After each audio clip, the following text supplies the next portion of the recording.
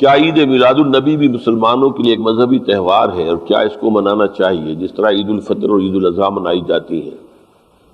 آج کل کچھ اسکولوں میں بچوں کو اسلامیات کے مضمون کے وقت یہ بتایا جا رہا ہے کہ سال میں مسلمان 3 عیدیں منا دیں، برائے مہربانی وضاحت کریں۔ اسلامی عیدیں 2 ہی ہیں، عید میلاد النبی کوئی شے نہیں ہے۔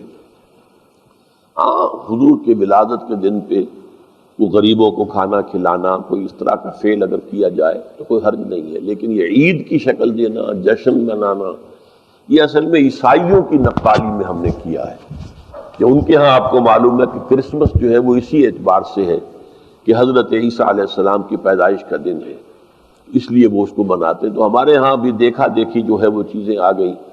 کچھ ہمارے ہاں خاص طور پر مولانا احمد رضا خان صاحب بریلوی جو تھے، انہوں نے شیعوں کا توڑ کرنے کے لیے بھی اس جلوس وغیرہ کو پھر شروع کیا ہے، ورنہ اس سے پہلے جلوس نہیں ہوتے تھے۔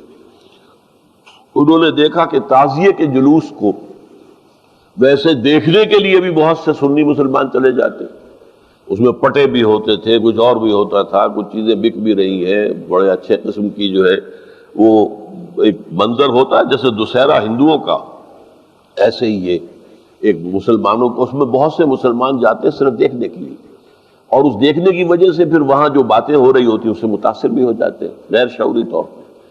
تو انہوں نے اس کا توڑ کرنے کے لیے مسلمانوں کے لیے بھی ایک شغل پیدا کر لیا، عید میلاد النبی کا جلوس نکلے۔ میرے نزدیک یہ باتیں صحیح نہیں ہیں۔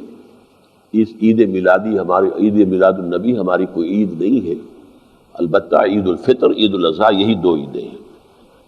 ویسے تو ہم نے عید استقلال بھی شروع کی ہوئی ہے، پاکستان ڈے کو بھی ہم کہتے ہیں عید استقلال۔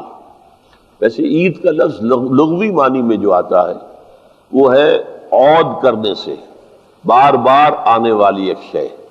تو عید الفطر ہر سال آتی ہے، عید الاضحیٰ ہر سال آتی ہے، تو لفظی اعتبار سے جو ہے اس کو استعمال کیا جا سکتا ہے، لیکن یہ کہ اس کو بہتر یہ ہے کہ یہ لفظ بھی چونکہ خاص طور پر دینی اصطلاح میں عیدین کے لیے، اور عیدین کا دیکھیں آپ کہ وہاں کا کیا اللہ تعالیٰ نے، اللہ کے رسول نے نظام بنایا ہے۔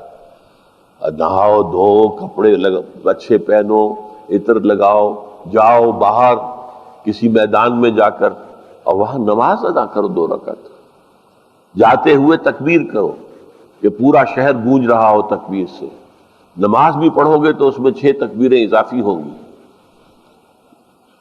لِتُكَبِّرُوا اللَّهَ عَلَى مَا هَدَاكُمْ وَلَعَلَّكُمْ تَشْكُرُونَ، یہ حج کے سلسلے میں بھی آیا جو عید الاضحیٰ آتی ہے، اسی طرح رمضان کے سلسلے میں بھی آیا کہ رمضان کے خاتمے پر پھر عید الاضحیٰ، عید الفطر آتا ہے۔ یہ ہے ہمارا اصل مزاج، وہ ہے یہ جشن اور یہ گاجے باجے تو بہرحال ظاہر ویسے بھی حرام ہے، اور ان میں فلمی گانوں کے دھن کے اوپر جو ہے وہ نعتیں وغیرہ پڑھی جا رہی ہوتی ہیں۔ ظاہر بات ہے کہ یہ تمام چیزیں ہمارے دین کے مزاج سے کوئی مناسبت نہیں رکھتی۔